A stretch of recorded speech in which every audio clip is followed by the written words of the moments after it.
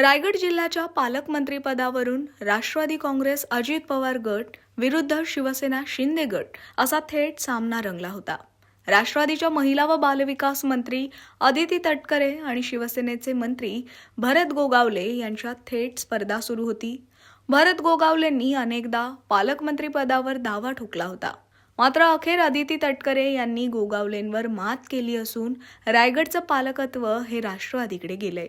सरकारनं जाहीर केलेल्या यादीत रायगड जिल्ह्याच्या पालकमंत्रीपदी पुन्हा एकदा अदिती तटकरे यांची वर्णी लागली आहे।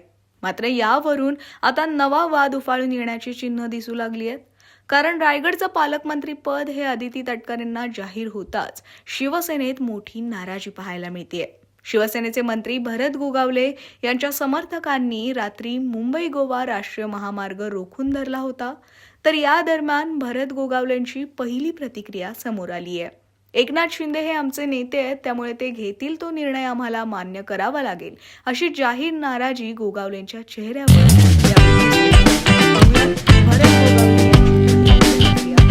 वरिष्ठांजवळ अजून तशी काय चर्चा झालेली नाही आहे। फोन केलेला आहे आम्ही, परंतु निकाल आणि हे धक्कादायक आम्हाला वाटतोय।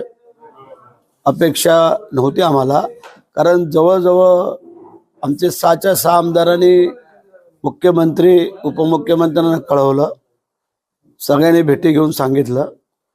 त्यानंतर जिल्ह्यामध्ये संपूर्ण वातावरण झालेलं होतं की पालकमंत्री भरतशेठ व्हावं म्हणून, आणि आत्ता जो निकाल आलाय तो अनपेक्षित आहे, तो मनाला पटणारा नाही आहे। परंतु ठीक आहे, आता जे काय आमचे नेते एकनाथ शिंदे साहेब जो निर्णय घेतील, जो असेल तो आम्हाला मान्य करावा लागेल, कारण ते आमचे नेते आहेत। त्यांच्या नेतृत्वाखाली आम्ही सगळेजण काम करतोय। त्यांच्या मनात काय असेल किंवा काय तर ते सांगतील।